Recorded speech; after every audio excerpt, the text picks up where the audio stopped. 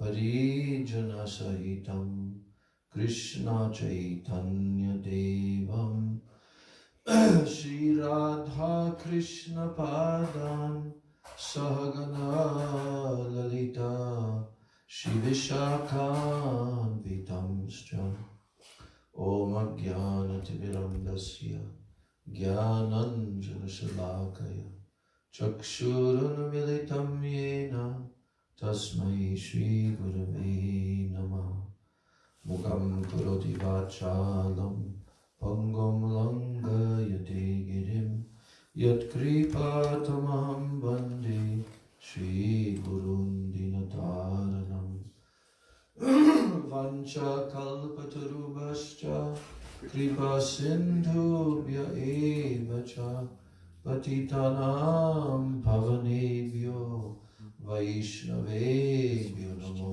Namah Namo Mahabhadanaya Krishna Prema Pradayate Krishnaya Krishna Namne Gaura Trishe Namah He Krishna Karuna Sindhu Jagatpate Gopesha Gopika Kanta Radha Kanta Namostute Tapta Kanchana Gaurangi Radhe Brindavaneshwari Vrishabhanu Sute Devi Pranamami Hari Priye Brindai Tulsi Debai Priyai Keshava Bhakti Prade Devi Satyavachai Namo Namaha Panchadadvatmakam Karupa Bhaktavataram Bhaktakyam Namami Bhaktikam Shri Krishna Chaitanya Prabhu Nityananda Shri Advaita Gadadhar Shivasadi Bhakta Vrinda Hare Krishna Krishna Krishna Hare Hare Hare Rama Rama Rama Hare Hare Hare Krishna Krishna Krishna Hare Hare Hare Rama Rama Rama Hare Hare. First of all, I'm offering my unlimited Dandavat Pranams and Shraddha Pushpanjali at the lotus feet of my most beloved Diksha and Siksha Gurudevs, Nitya Lila Pravishta Om Vishnupad, Paramahansa Astatarasata Sri Srila A.C. Bhaktivedanta Swami Maharaj Srila Prabhupada, and Nitya Lila Pravishta Om Vishnupad, Paramahansa Astotarasata Sri Srila Bhakti Rakshak Sridhar Goswami Maharaj, and Nitya Lila Pravishta Om Vishnupad, Paramahansa Astotarasata Sri Srila Bhaktivedanta Narayan Goswami Maharaj. And I'm offering my unlimited Dandavat Pranams at the lotus feet of all of my Sri Sri Rupanuga Guru Varga, and my Dandavat Pranams to all the Vaishnavas and all the Vaishnavis.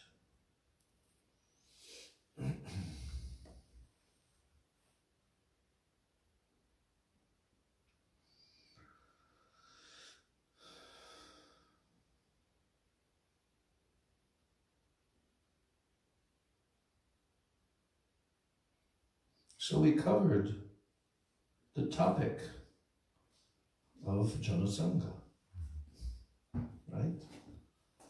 Janasangha. And there are so many different types. Why is it important for us? Why is it important for us to avoid Janasangha? Why not just go out and embrace everyone and associate with everyone, whoever they may be? Just like the association of pure devotees and Vaishnavas, it's kind of like infectious. So the association with Jana Sangha is also infectious, but in a very bad way. Yeah. One causes the lessening of material desires, or even the elimination of material desires, and the other causes an increase in things. Yeah.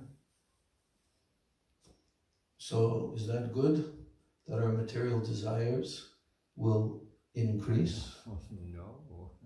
Why not? I thought that's the goal of life. It's so implicated in things that will be set up for you to fulfill them. It's like a prison house, like creating a prison house for yourself. Yeah. Is going to prison a very good thing? Anyway, you know, these are the basic points of our Siddhanta. We must very deeply realize these, actually. Otherwise, we can't be successful. We'll have to practice bhajan in the association of pure Vaishnavas. Our life, we'll have to fix our mind, our intelligence, our senses, everything. We'll have to do this if we want to escape from this material world, which is the least achievement. But far, far beyond that, there is the whole transcendental, eternal Padavyom, the eternal spiritual realm where we originate. We are sons of that nectar, born of nectar. We are meant to taste nectar. So I was hearing Srila Prabhupada in his lecture on appearance day of Srila Bhaktisiddhanta Saraswati Thakur. It must have been around 1977 at the end. The dates are not there because he said this year also we will be having Kumbh Mela. And you remember Prabhupada went to Kumbh Mela. There are videos, but he's walking very slowly. So, and in that lecture, Srila Prabhupada mentioned that about the poem that he had written for his Guru Maharaj. You know, that beautiful poem. Adore, adore ye all the happy day, blessed than heaven, sweeter than May, when he appeared at Puri, that holy place, my Lord and Master, his divine grace. Forgotten Krishna, we fallen souls, paying most heavy the illusion's tolls. Wonder thy ways to turn our face. The only hope is divine grace.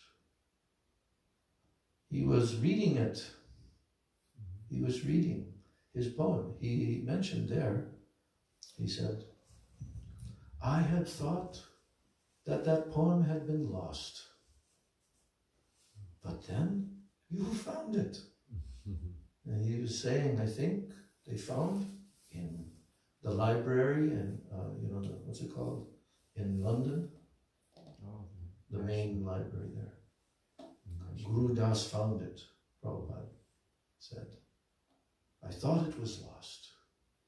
And then he began to read the poem and he began to explain each verse. So sweet, so sublime. I don't know if he got to the very end and did every verse, but yeah, so forgotten Krishna, we fallen souls, paying most heavily the illusion's toll. And then he spoke about that. What does the toll mean? He said, toll tax we are paying. Paying toll tax. Whose toll tax? Maya. You have to pay. No one can escape payment. Srila Sridhar Maharaj used to say, this land here is the land of loan. Loan, L-O-A-N. The land of loan. What does loan mean? You don't own it, you're just using it. Yeah. And what do you have to do in exchange? Pay it back. You pay interest. With interest. Interest, yeah. She'll take it out on your hide. And Srila Sridhar Maharaj used to say that. In this land of loan, every single farthing you will have to pay back is not free.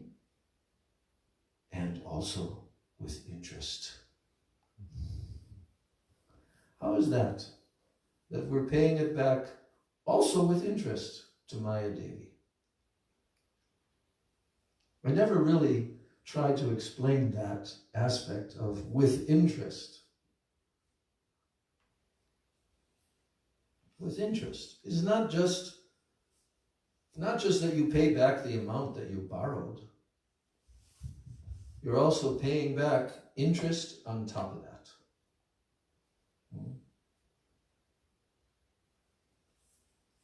I think that the interest part is not only that you did sins, now you get punished for those sins, but also what is created by doing those sins is the tendency. You know, we become more and more and more entangled. Like Prabhupada said in his Hare Krishna mantra lecture, I don't know which section, but he's saying, but actually we are becoming more and more entangled in her complexities. This entanglement is called Maya. Hard, what is it? Hard something for winning over. Hard struggle. For existence. For winning over the material. Those who seek to stringent laws. Those who seek to exploit the resources of the material nature are more and more That's bound right. into her But actually, complexities. we're becoming more and more entangled in her complexities by trying to exploit the resources. I think you can refer to that as the interest payment. Right? Yes. So, lolya. That's also a very, very much appreciated word in our Sangha. Lobha, lolya, greed. We want more greed, Prabhu. Shri Shri Guru Gauranga Gandhar Vipagiridhari Shri Shri Radha Vinod Bihari Ji Radha Govinda Ji Ki Jai.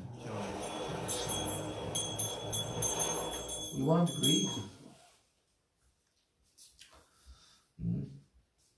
Because why do we want greed?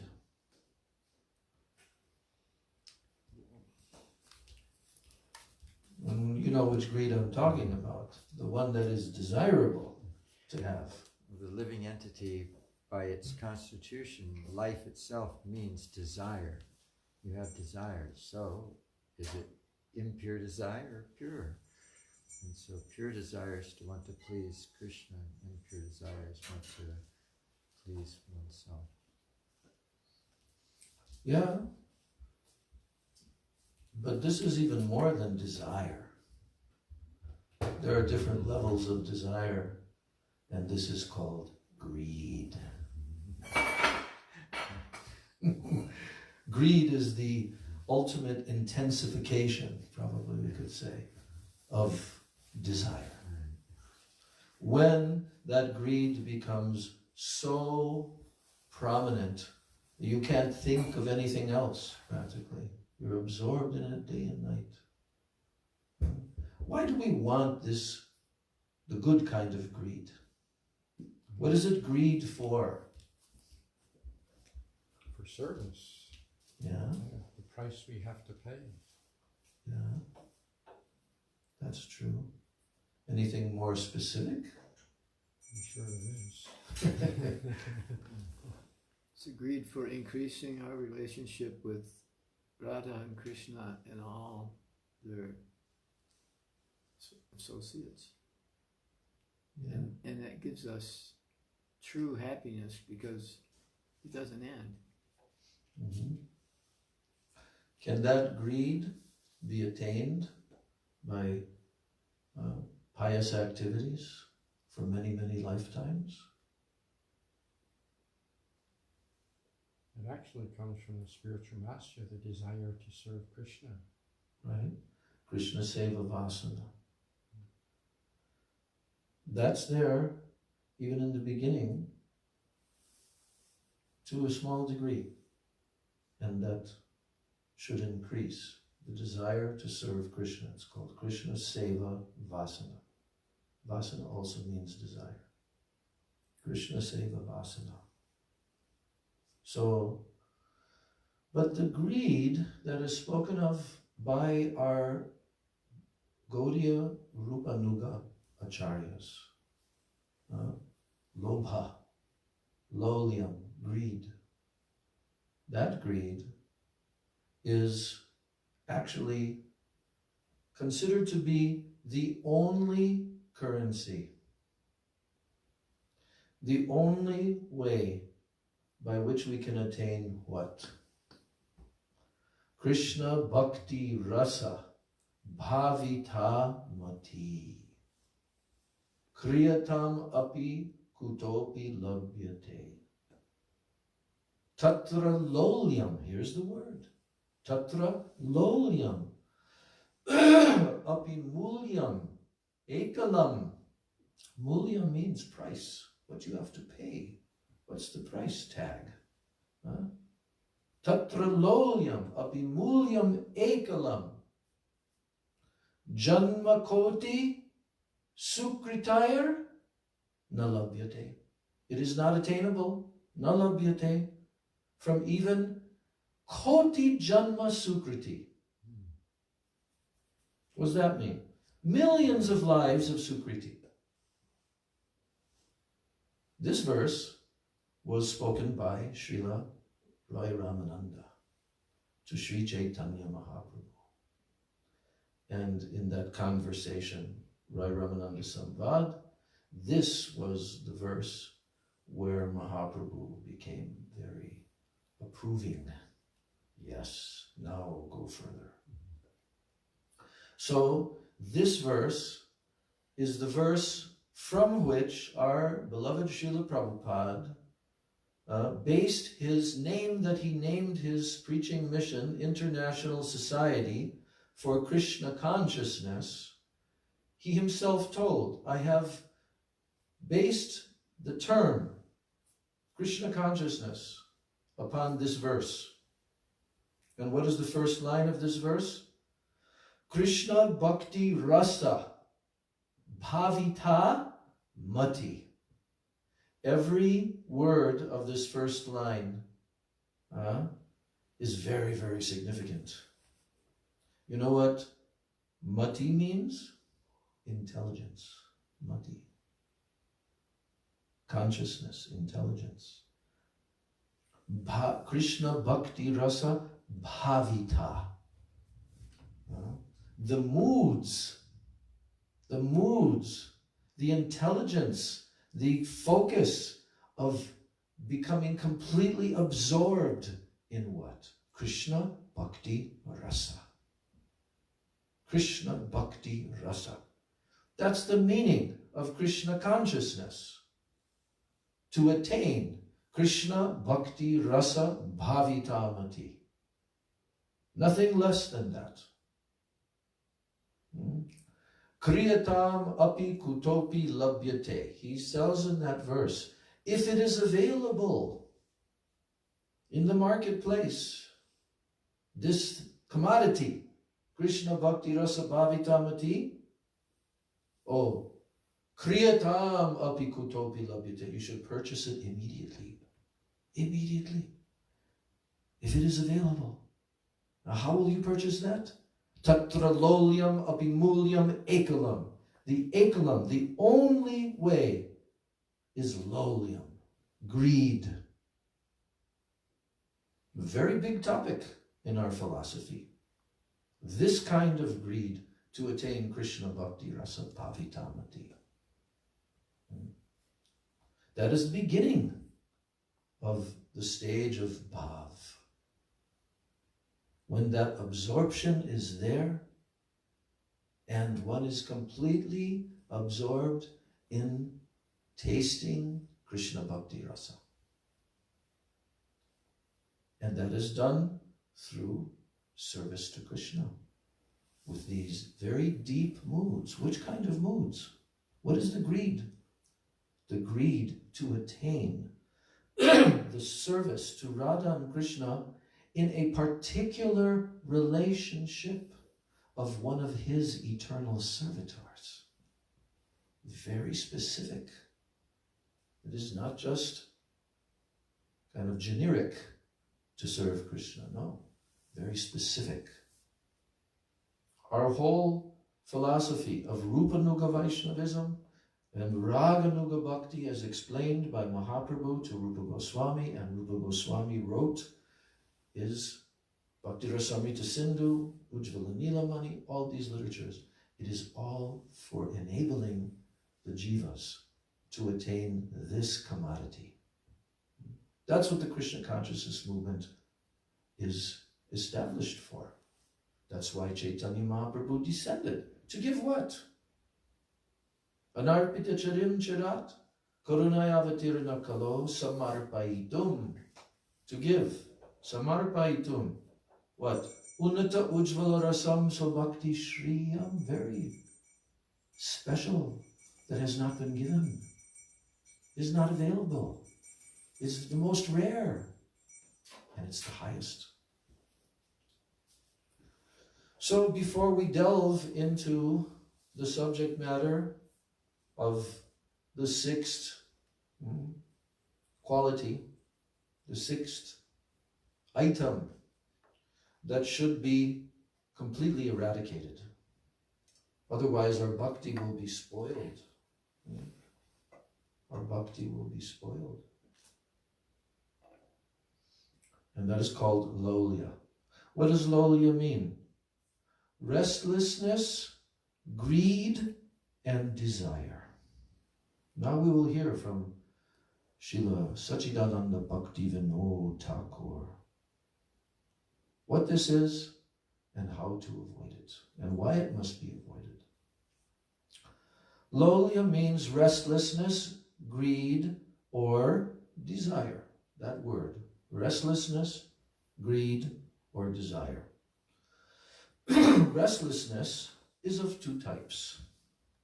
One, the restlessness of the mind. And two, the restlessness of the intelligence. The mind, and here he uses the term chitta. Chitta, the mind. The mind has the propensity to follow the dictates of the senses.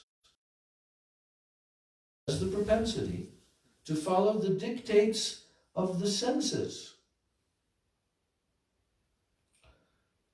The mind's absorption in sense objects gives birth to attachment, rag, or to aversion, dvesha, to that object. The mind's absorption in a sense object gives birth to attachment, rag, or aversion, dvesha, to that object. The attachment, rag, that's the whole point.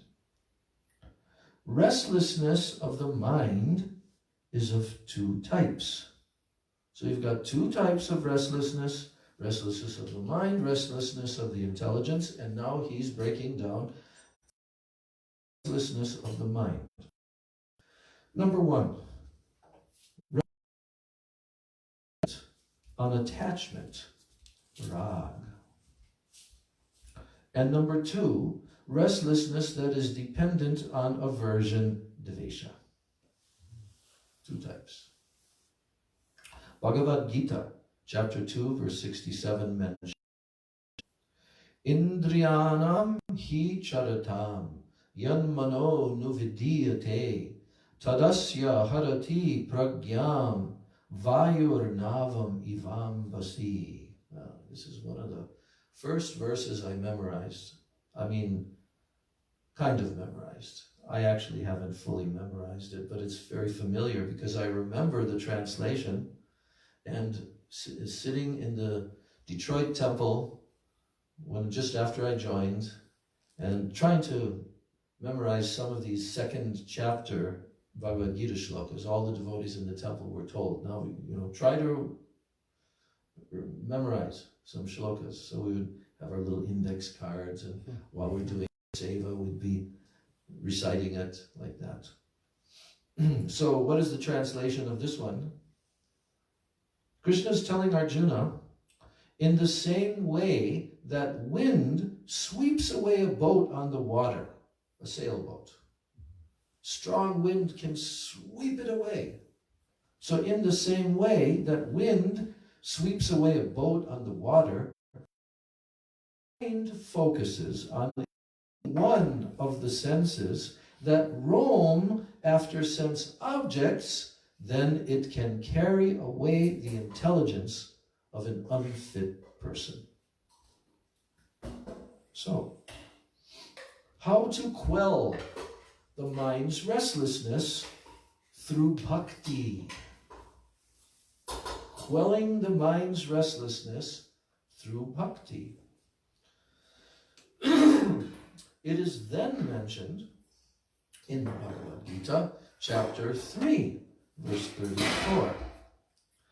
Indriyas yendriyasyarte raga dvesho vyavastito tayor navasham agachet to hyasya paripantino.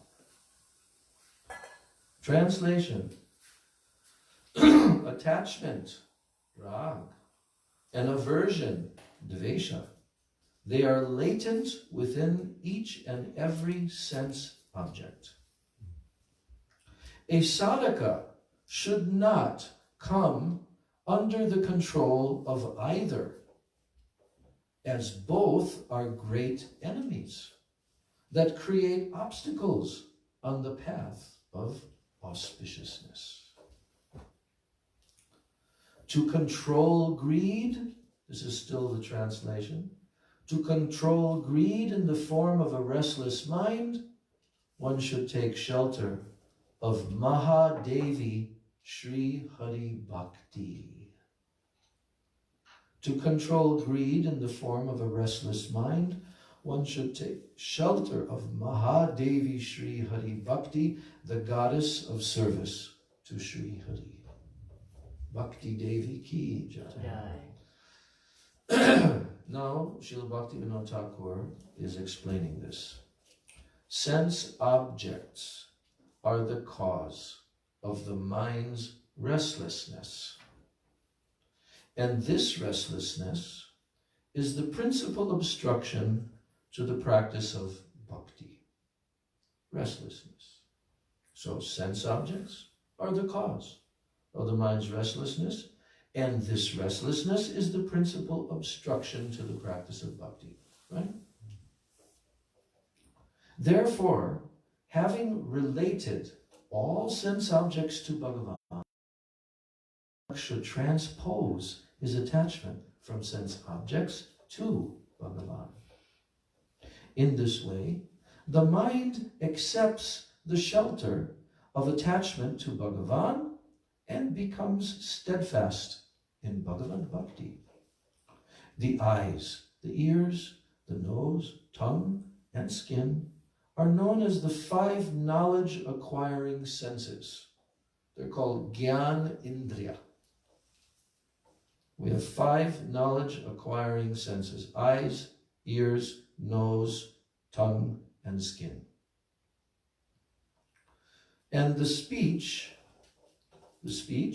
hands, legs, anus, and genitals are known as the 5 working senses, karmendriya. Karma, they're doing working senses.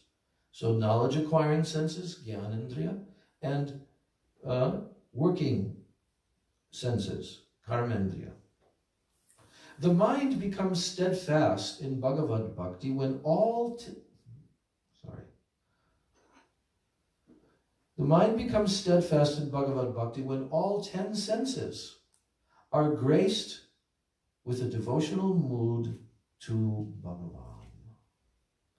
Form, taste, smell, touch, and sound are the objects of the senses. One must have aversion for those objects that are unfavorable for Bhagavad Bhakti and attachment to those that are favorable.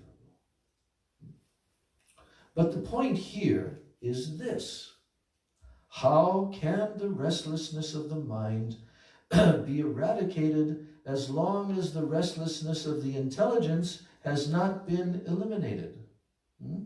How can the restlessness of the mind be eradicated as long as the restlessness of the intelligence has not been eliminated? It is thus necessary to first eliminate the restlessness of the intelligence. Once the intelligence is steadied and purified, it will control attachment and aversion on its own. Intelligence, buddhi. Now, he has this next section, intelligence, buddhi. Intelligence is that tendency of mind that discriminates between what is spiritual, sat, and what is material, asat. That's what intelligence is. The tendency of the mind that discriminates between what is spiritual, sat, and what is material, asat. Intelligence is for discriminating. It is of 2 types. Intelligence is of 2 types. The first one is called Vyavasayatmika. You know that verse? Vyavasayatmika buddhi ekeha kurunandana bahushaka hyanantascha buddhayo avyavasayana. So, he's telling, remember, this is the verse that Srila Prabhupada told the commentary for that verse of the Bhagavad Gita, which he's going to quote now. The commentary by Vishwanath Chakravarti Thakur, Srila Prabhupada, not just within the last on his lectures. Vyavasayatmika buddhi ekeha kurunandana. So let's study this. So, Vyavasayatmika means resolute intelligence, not wavering. And irresolute, or bahushaka, many branched. So the irresolute has bahushaka. You know, a shaka means a branch of a tree, and bahu means many. So in that verse, you'll remember, we'll be reading the translation, that Krishna is telling those who are on this path, their intelligence is fixed and resolute. But those who are not, their intelligence is many-branched, irresolute. So he's saying resolute intelligence is single-pointed, single-pointed. It is fixed, whereas irresolute intelligence is always divided, and it is of many types. Now, in the Bhagavad Gita, chapter 2, verse 41, this is explained as follows.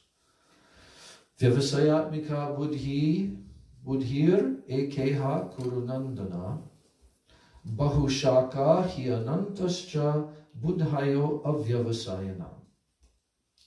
So, O son of the Kuru dynasty, the resolute intelligence of those who are on this path of bhakti is one-pointed. Vyavasayatmika buddhi. But the intelligence of those who are averse to bhakti branches endlessly. Avyavasayanam. Endless branches. But those who are on this path, one. Focused intelligence. So, as I was saying, Srila Prabhupada said that the commentary to this verse by Vishwanath Chakravarti Thakur, when he read this earlier in his life, made a very big impact to Srila Prabhupada. And what was Vishwanath Chakravarti Thakur telling? He was saying that what is this Vyavasayatmika Buddhi, one-pointed intelligence? To completely, absolutely surrender to the order of the spiritual master. That's called Vyavasayatmika Buddhi. And Prabhupada embraced that to the end limit, the order that he received from Bhaktisiddhanta Saraswati. So, a person who is full of desires and who has irresolute intelligence, he craves many types of sense enjoyment. He becomes so absorbed in thoughts of worldly and heavenly sense gratification that he rejects the very existence of the spiritual world. Bhagavad Gita 2, chapter 2, verse 44, therefore states, Bhogaishwarya prasaktana taya parita chetasam. And again, this term, Vyavasayatmika buddhi samadho navidiyate. The word samadhi is here. So, Bhoga Aishwarya Prasaktanam. Bhoga Aishwarya Prasaktanam. Very attached to material enjoyment and material opulence. So, those who are attached to enjoyment and opulence and whose minds have been captured by the flowery words of the Vedas, they do not attain the resolute intelligence for exclusive absorption in Sri Bhagavan. So that's why he said here that he becomes so absorbed in thoughts of worldly and heavenly sense gratification that he rejects the very existence of the spiritual world. And we see that. The Karmakandiyas. And I was telling, I don't know if you were here in that class, I was telling about how last year after the festival when Siddhanti Maharaj was here, he was giving some evening classes and I was attending one of them in the evening here in the temple room. And it just came up in what he was talking about that practically all of the people from the Hindu population in India, and he should know because he's from North India, and he grew up there, and he also has preached to so many of the Indian population for so many years. And he mentioned there's something that did surprise me a little bit because, just like Christians, they want to go to heaven, right? Isn't that like the goal of Christianity? We're going to go to heaven. That's the goal. They don't really know what it's going to be like in heaven. And different Christians, they also have different conceptions of heaven, like the the Jehovah's Witnesses, they think that this world is going to become the eternal heaven. Going to be resurrected from the grave, and you'll have this same body, exactly like you look right now, but you'll have it forever.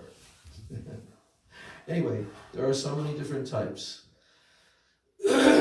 of ideas and conceptions of heaven, and basically all of them, they really don't include very much of an intimate relationship with God. He's there, but he's the boss. He's the master. You can't really get that close with him. So you're kind of living your life like you are now, and your family members, they'll be, resurrected as well, and it'll be a kind of facsimile, right? So that's their idea. But anyway, concerning the Hindu conception, I was surprised to hear him say that practically 99.9% of them, they don't really have a conception in their Hindu dharma, whatever, practices of Hindu going to the temple, this, that. What do they pray for? They're only really praying for material sense gratification, material well-being, avoiding suffering, of these things.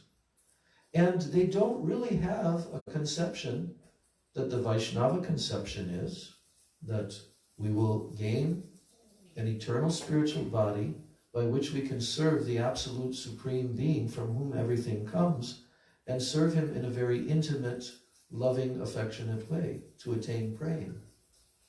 Their ultimate attainment, and I was surprised because I knew that the Hindu population, they very much like mukti, liberation. But in actuality, they prefer heaven, because Svargaloka is there with millions of times more sense gratification than is available here. And that's described in the Vedas. So that's why Krishna says that anyone whose intelligence is distracted by the flowery words, they've been captured by the flowery words of the Vedas that describe those heavenly enjoyments, they can never attain resolute intelligence for exclusive absorption in Sri Bhagavan. So, their intelligence is neither fixed in knowledge of the self, Atma Tattva, nor is it regulated. Their intelligence is not fixed in the Atma Tattva, and it's not regulated. Such intelligence is unfit. What is samadhi? What is samadhi? I mean, in India, the general conception is in deep meditation. Right. But not just deep meditation, it's the perfection. Mm-hmm. What is that perfection? Krishna is also described in the Bhagavad Gita. What is samadhi? The perfection of yoga. It means that you will not be thinking of anything other than the Paramatma. Complete samadhi. No distraction, no wavering of the mind to anything else. There are various descriptions in the Gita and also in Srimad Bhagavatam, numerous descriptions. But Krishna is saying, samadho na vidyate. That resolute intelligence for samadhi, meaning exclusive absorption, exclusive. No touching anything else, absolutely absorbed in Sri Bhagavan. That's trance. The word trance is used by Srila Prabhupada. Trance, to be fixed in trance. And when you're fixed in trance, you're not even aware of the external. Samadhi. And there are different types of samadhi. Impersonal samadhi, Paramatma samadhi, Bhagavan samadhi, and many levels of Bhagavan. And who's the supreme absorbed personality, the Maha yogini of all yoginis, fixed in the ultimate trance forever and ever? Who's that? Shri Radha. Yes. So, such intelligence is unfit for samadhi because there's no Atma Tattva and there's no regulation of that intelligence. Only those whose intelligence becomes fixed on Paramatma, they are known as Stita Pragya, fixed intelligence, or also Stita Dhi, of steady mind. Dhi means your mind. That's why the word dhyana, it comes from dhi, your intelligence, dhyan, meditation. So, only those whose intelligence becomes fixed on Paramatma are known as Stita Pragya, of fixed intelligence, and sthita dhi of steady mind. Now, the characteristics and steadiness of mind. Bhagavad Gita, chapter 2, verse 55 and 56. It describes the characteristics of one whose intelligence is fixed, sthita pragya, and whose mind is steady, sthita dhi, as follows. 2 verses. Prajahati yada kaman sarvan parta manogatan atman yevatmana tushta sthita pragyas tad uchyate. Sthita pragya tad uchyate. He is called a sthita pragya. And the second verse, dukeshva anuvignamana sukeshu vigatas priha vita raga bhaya krodha sthita dhir munir uchate. He is called, uchate means he is called sthita dhir muni.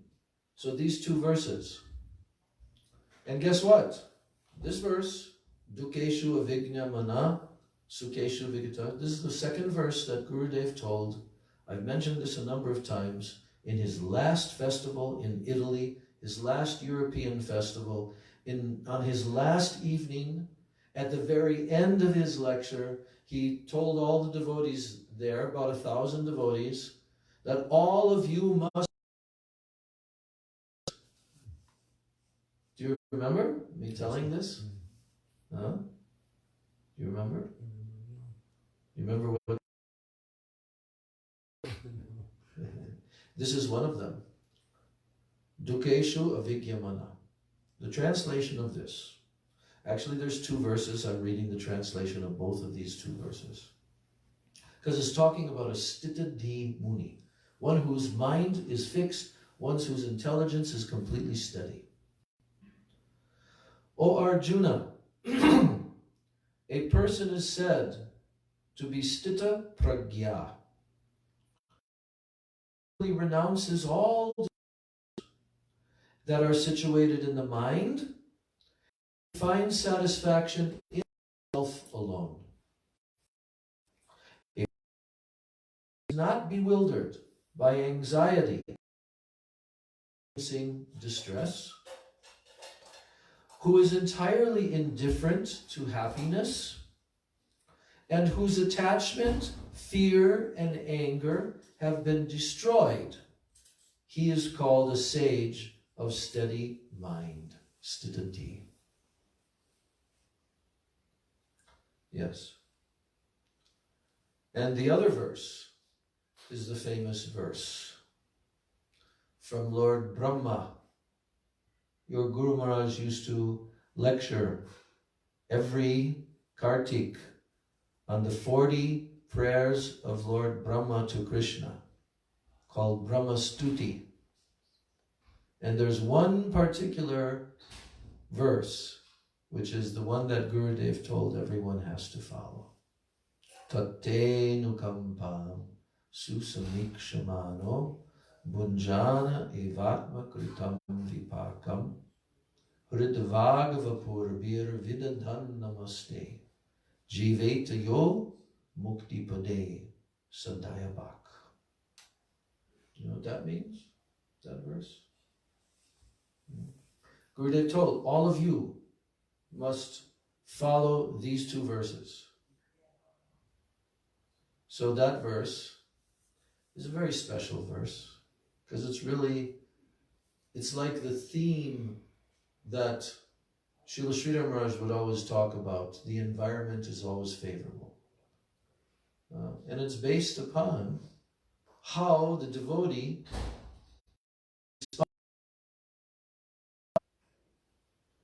and in what mood. Only by doing in this way can.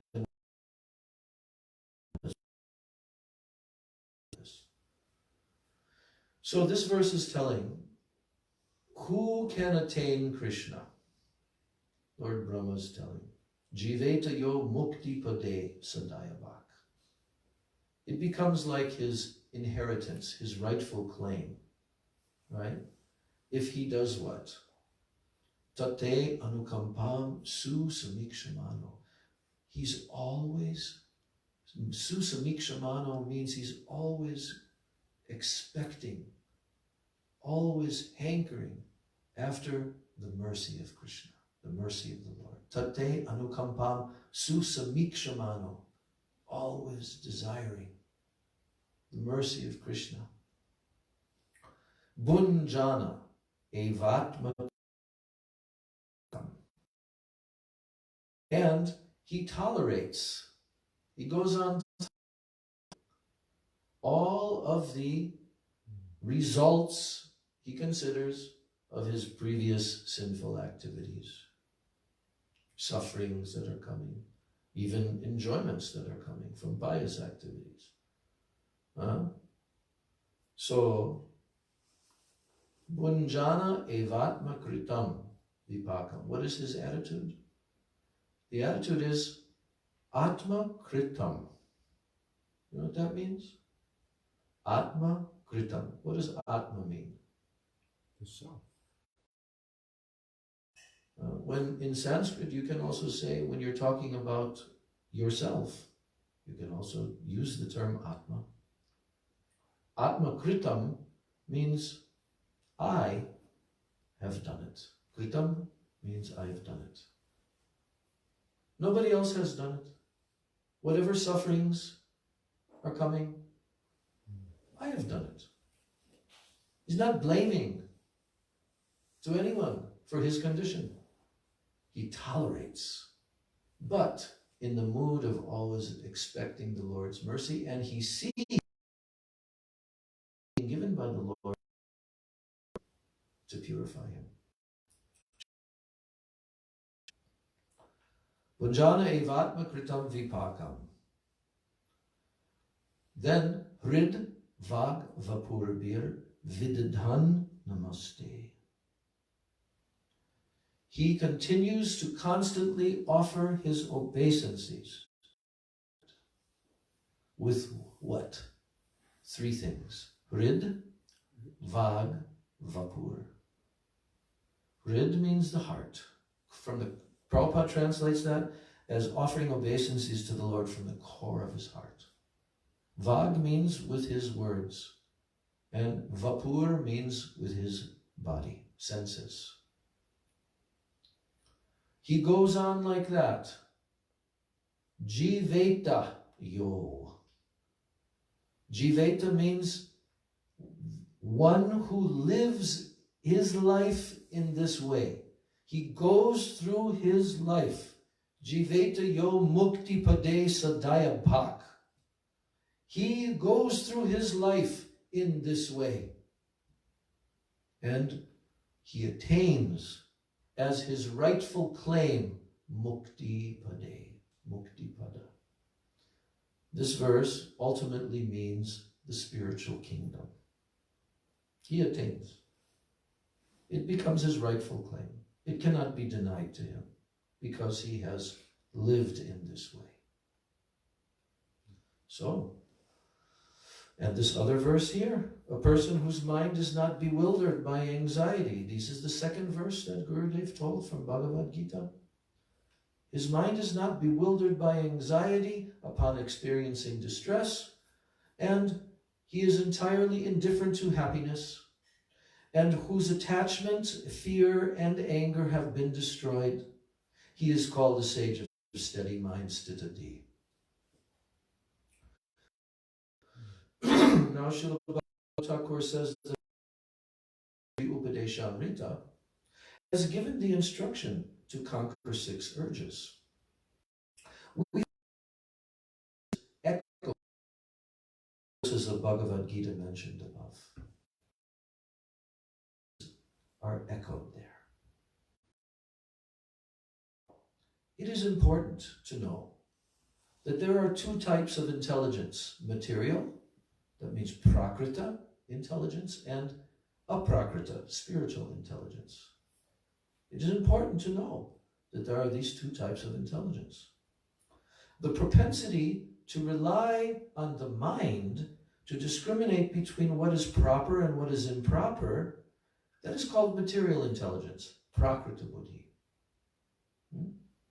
The propensity to rely on the mind, to discriminate between what is proper, what is improper.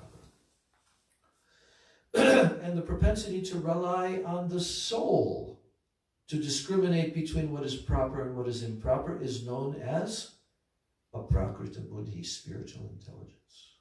There's a big difference. The mind and the soul. Some consider these two types of intelligence to be the same. But such an understanding is erroneous. And now Bhaktivedanta Thakur quotes from 3rd chapter, verse 42 of Gita. Indriyani paranyahur indriyebhya param manaha manasastu para buddhir buddherya paratastu saha. You'll remember this. Maybe not the Sanskrit, but those verses in the Gita there. The senses are superior to the body, which is an inert object. But the senses, indriyani, so the senses are superior to the body, which is an inert object. Then the mind is superior to the senses, indriyebhya param manaha, the mind, to indriyebhya, superior to the senses, is the mind. Because the mind is superior to the senses, because it is only by the inspiration of the mind that the senses engage in action. The intelligence is superior to the mind. The intelligence is the function of the self, and it is therefore the controller or master of the mind. When subjugated by material false ego, this intelligence becomes perverted and material.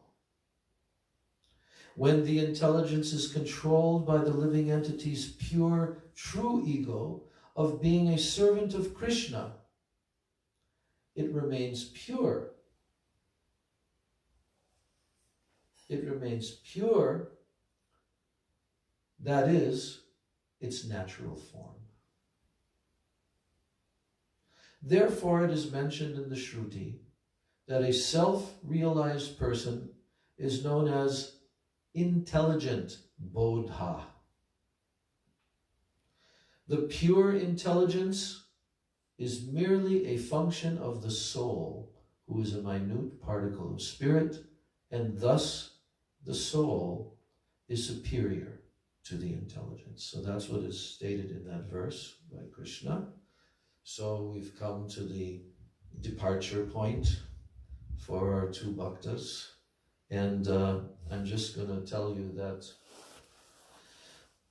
this topic of Lolya, just checking ahead here, 1, 2, 3, 4, 5, 6, 7 pages.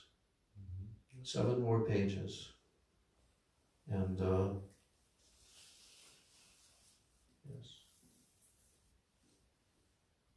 So we will study tomorrow. The topic will be the might, the power of the transcendental ego and the spiritual intelligence. Gaur Premanandi. Shri Upadeshamritam ki jai, Srila Rupa Goswami Pada ki jai, Srila Bhaktivedanta Thakur ki jai, Shri Shri Rupa Nuga Guru Varga ki jai, Sachinandana Gaura Hari ki jai, Shri Nityananda Prabhu ki jai, Shri Panchatattva ki jai, Shri Shri Radha Govinda ki jai, Samaveta Bhakta Vrinda ki jai, Nitai Gaur Premanandi. Hare Krishna, Krishna Krishna, Hare Hare. Bolo. Hare Krishna, Krishna Krishna, Hare Hare. Hare Rama, Hare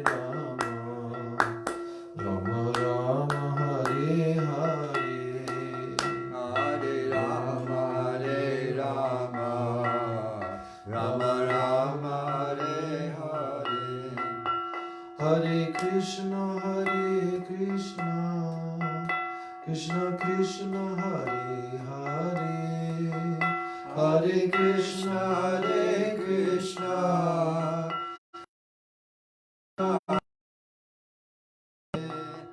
Hare Rama Hare Rama, Rama Rama Hare Hare, Hare Rama Hare Rama, Rama Rama Hare Hare.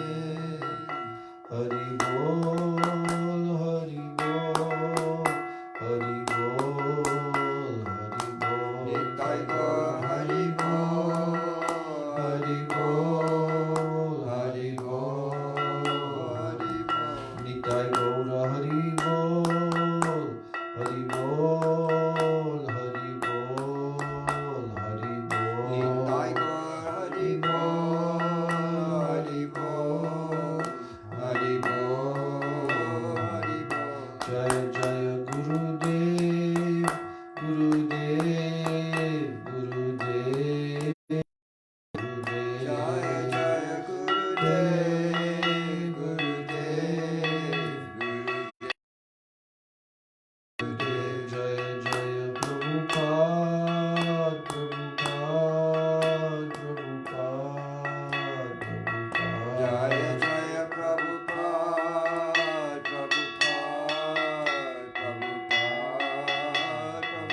Nitai Gaur Hari Bol, Hari Bol, Hari Bol, Hari Bol.